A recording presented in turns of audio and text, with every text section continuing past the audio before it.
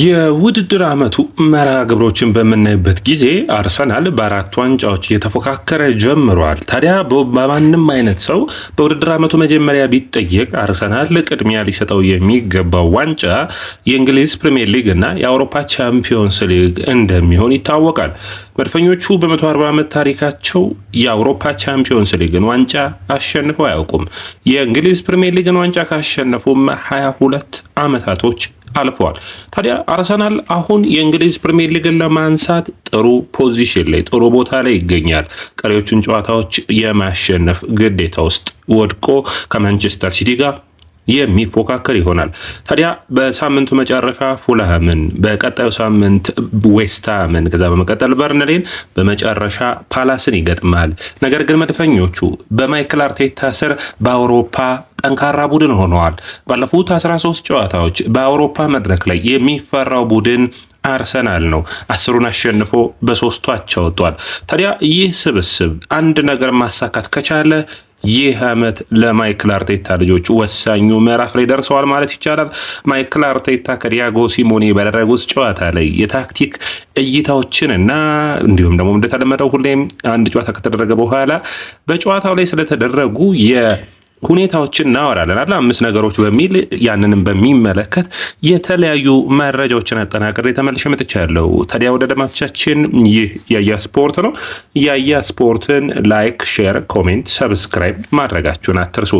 እንግዲህ ለመድፈኞቹ ዘንድሮ ሲታሰብ አንደኛው የሚሆነው የካራባኦ ካፕ የፍጻሜ ጨዋታ እንዲሁም ደግሞ በሩብ ፍጻሜው በኤፍኤ ካፑ በሳውዛምፕተን የተሸነፉበት ጨዋታዎችን ልናስታውስ እንችል ይሆናል። ነገር ግን አሁን እንዳለው በአሁኑ ሰዓት እንዳሉበት ሁኔታ ወሳኝ ምዕራፍ ላይ ደርሰው አያውቁም።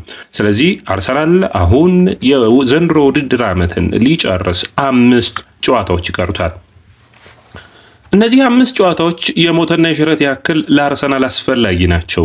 ነገር ግን በሳምንቱ አጋማሽ ወደ አትሌቲኮ ደ ማድሪድ አቅንቶ በጣም ደስ የሚል ፐርፎርማንስን አሳይቶ በተለይ በመጀመሪያው አጋማሽ የማይክል አርቴታ ታክቲኮች የታዩበት ነበር። በሁለተኛው አጋማሽ እንኳን አርሰናል ደከም ብሎ ታይቷል። ነገር ግን በአጠቃላይ በዘንድሮ የውድድር ዓመት የአውሮፓ ቻምፒዮንስ ሊግን ለማንሳት የ2 ጨዋታ ጊዜን የቀራቸው የመልሱን ጨዋታ በኤምሬትስ የሚያሸንፉ ከሆነ ከ20 ዓመት በኋላ ለፍጻሜ የሚያልፉ ይሆናል። ወደ ቡዳፔስት የሚያቀኑ ይሆናል። ተጠባቂ የሚያደርገው ነው። እንግዲህ እግር ኳስ በብዙ ሁኔታዎች ማንሳት የምንችላቸው ነገሮች ቢኖርም ይህ የማይክል አርቴታ ስብስብ በድል ረገድ ጥሩ እድለኛ ቡድን እንዳልሆነ ባለፉት 3 ዓመታቶች አይተናል። የዚህ ስብስቡ ተጫዋቾቹ አሰልጣኙ ላይ ሙሉ በሙሉ እምነት አላቸው። ነገር ግን ዋንጫዎችን ማሸነፍ ተራራ መውጣት ያክል አስቸጋሪ አድርጎባቸዋል። ባለፉት ዓመታቶች ዋንጫዎችን ለማሸነፍ ጫፍ ደርሰው ተመልሰዋል። ዘንድሮ ግን ያ ይሆናል ወይ? እንግዲህ ልምዶች ሁሉ ነገሮች የሚያስፈልጉበት ስቴጅ ነው።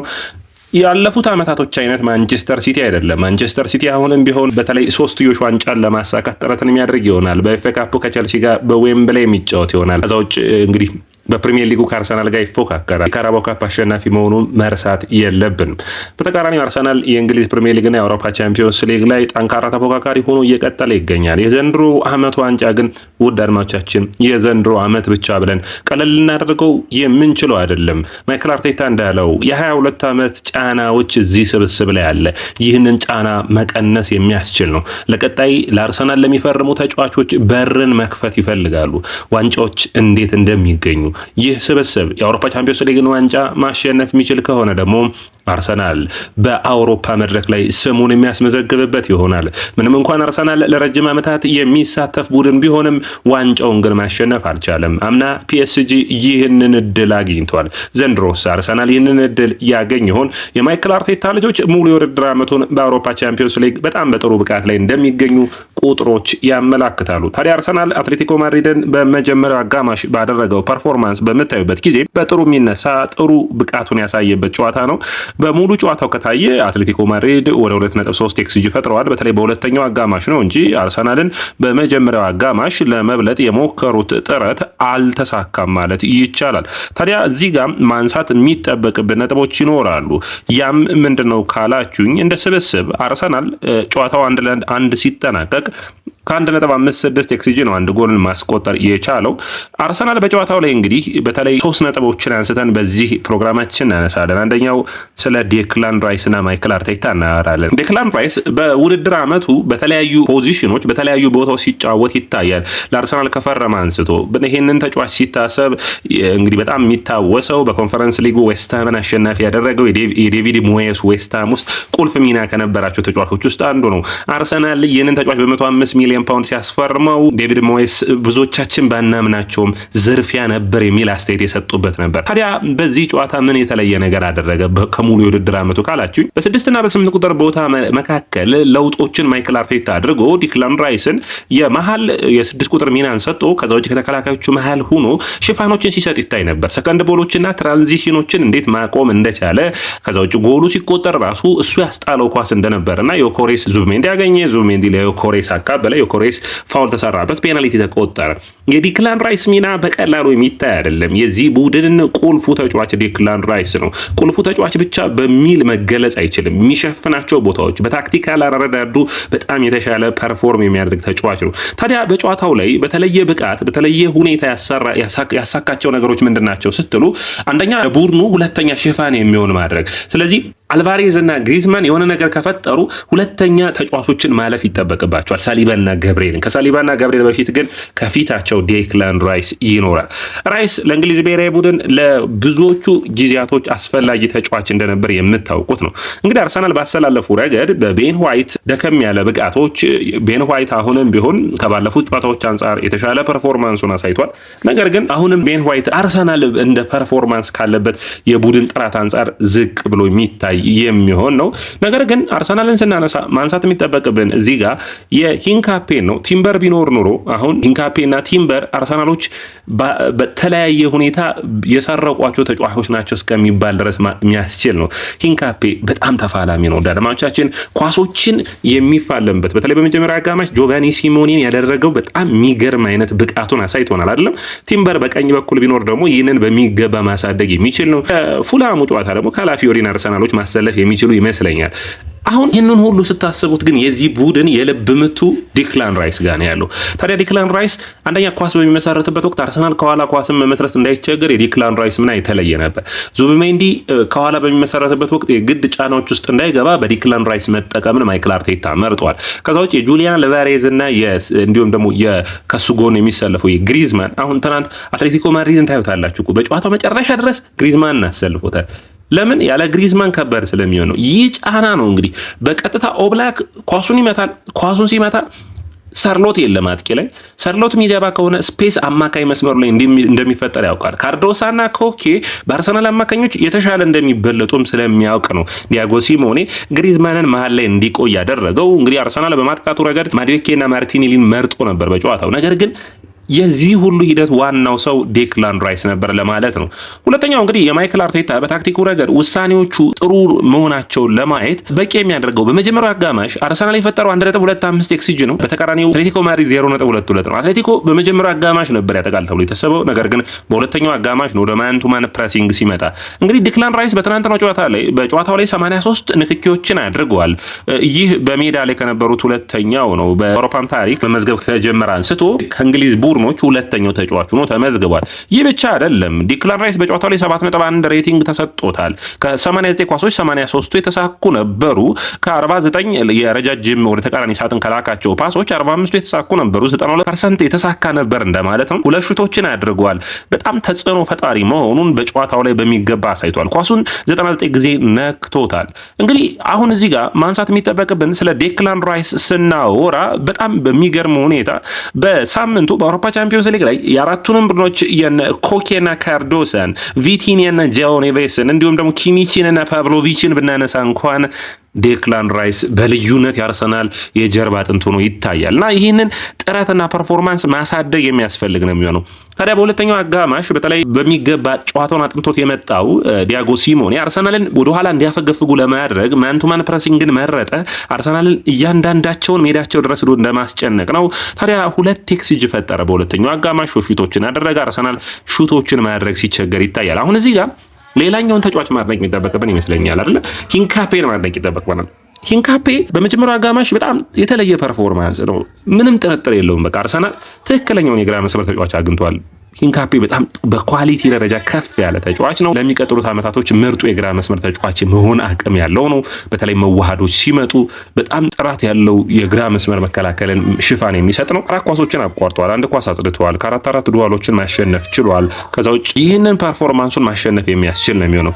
ነገር ግን ሂንካፔ ማይሰጥና ካላፊዮሪ የሚሰጥ ነገር አለ። ካላፊዮሪ ኦቨርላፕ ማድረግ ላይ ጥሩ ነው፣ ኳሱን ወደፊት መሄድ ላይ ጥሩ ነው፣ ማጥቃቱ ላይ ጥሩ ነው። ስለዚህ ፐርፎርማንሱን በሂንካፔና በካላፊዮሪ መካከል በሚገባ ልዩነት እንዳለ የሚያሳይ ነው።